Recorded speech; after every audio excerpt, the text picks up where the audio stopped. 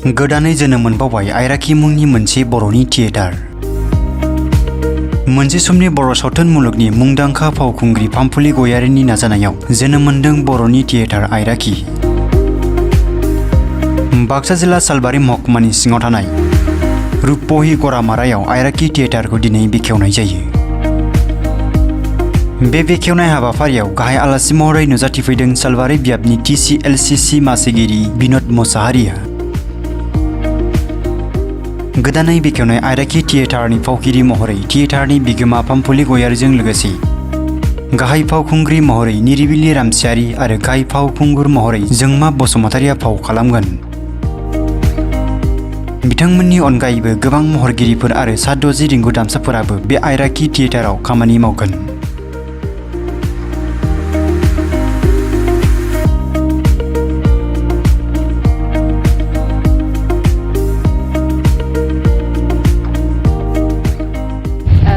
थियेटारनि मुङा जाहैबाय आइराखि थियेटार। थांखिया बेनो जे जोंनि बर' हारिया जौगानांगौ आरो थियेटारा दा जोंनि बर'आव मोननैल' दङ होनजायो। दा मोननैयाव गोबां थियेटार नांगौ। हारिखौ सिबिनो हारिखौ फोथांनानै लाखिनो थाखाय बहुद खम जोंनि बर'आव दासिमहालागै। स' आं बेखौनो आंनि थियेटारनि थांखिया बेनो जे आंनि थियेटार खुलिनायनि थांखिया बयबो थांनानै थानांगौ।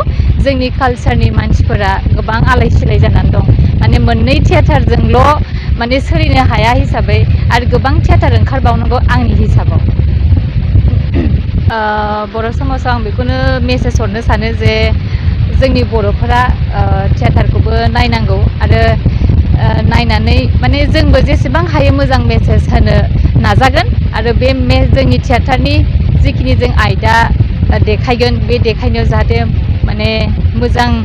मोजांखौ सायख'नानै लानो हानाय आरो बर'खौ जौगाहोनो थाखाय आं खावलायगोन आरो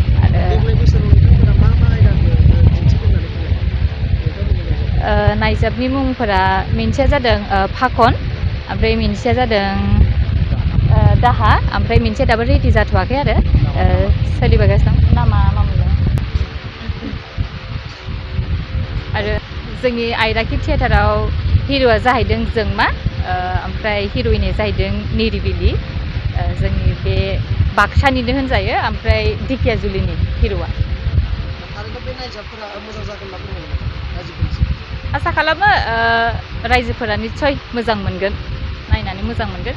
जों खावलायो रायजोफोरखौबो जोंनि आइराखि थियेटारखौ हेफाजाब हो आरो बयबो नायफैबानो जाबाय। बेनो आंनि खावलायनाय बयनिसिमबो। बिटिआर जेरावबो देखायगोन, आसामावनो देखायगोन। आं खुलुमबाय, गिबियावनो खुलुमनाय थाबाय। आं बेखौनो फोरमायनो थाङोदि जोंनि बर' समाजावहाय बर्तमान थियेटारा मोननै जाना दङ। मोनसेया जाबाय सोरां मन्जु आरो मोनसेया आलायारन। नै दा जोंना गोदाना जाबाय आब' पामफुलि गयारीनि आइराखि। बियो दिनै बिगोमा हिसाबै ओंखारबोदों जेथिया, आं बयखौबो खावलायो आब'नि थियेटारखौ जेन सापर्ट खालामो, जोंखौ अनसायो, जोंखौ नायो, सहाय खालामो। आं बेखौनो बुंनो सानो आरो आंथ' थियेटारावहाय बोसोरनै थाखाबाय आगोलो, एबार आं बोसोरथाम सोरां मन्जुआव थाबाय आङो। ओमफ्राय फार्स्ट टाइम आर'नाइआव थादोंमोन, नै दा थार्ड टाइम आरो आंनि थियेटाराव। आंथ' दा मेनावनो दङ, लोगोसे आब' पामफुलियाबो दङ, बेबो लागोन, बेबो एक्टिं खालामगोन। रायजोफोरनिसिम आं बेखौनो खावलायो, जोंथ' दा अल आसामावनो गिदिंगोन नङा होमबा? जोंखौ सापर्ट खालामबासो जोङो आगान होनो हागोन ना।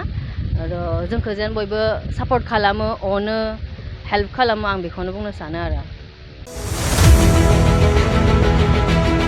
बायदि बिथिङाव रोंगौथि गोनां गोसो गुदुं सुबुंफोरनि थाखाय गोजोनथाव खौरां। गावगावनि बायदि रोखोमनि रोंगौथि दिन्थिनो थाखाय लानानै फैदों multi talent reality show. Bodoland Asian cultural development CS लिमिटेडनि बानजायनायाव फैगासिनो दं बड'लेण्ड गट टेलेन्ट सिजन 2।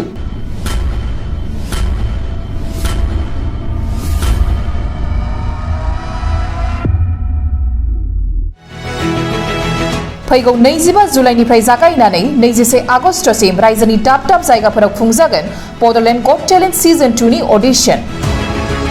25 जुलाइआव धेमाजि आरो बिश्वनाथ, 27 जुलाइआव गलाघाट आरो कार्बि आंलं, 4 आगस्टआव तामुलपुर, 6 आगस्टआव सनितपुर आरो उदालगुरि, 12 आगस्टआव बाक्सा, 19 आगस्टआव चिरां आरो 21 आगस्टआव क'क्राझाराव बड'लेण्ड गट टेलेन्ट सिजन 2 नि अडिशना खुंजागोन। जायफोर बड'लेण्ड गट टेलेन्ट सिजन 2 आव बाहागो लानानै गाव गावनि बायदि रोखोमनि रोंगौथिखौ दिन्थिनो थाखाय बाहागो लानो गोसो बिथांमोनहा नैबे मबाइल नाम्बाराव फोनांजाब खालामनो हागोन। मबाइल नाम्बार 8399890945, 9101102339 आरो 9577573499। बादायनो थाखाय रेजिस्ट्रेशन खालामनाया सोलिगासिनो दं। थाबैनो होखानाय मबाइल नाम्बाराव जगाजग खालामदो।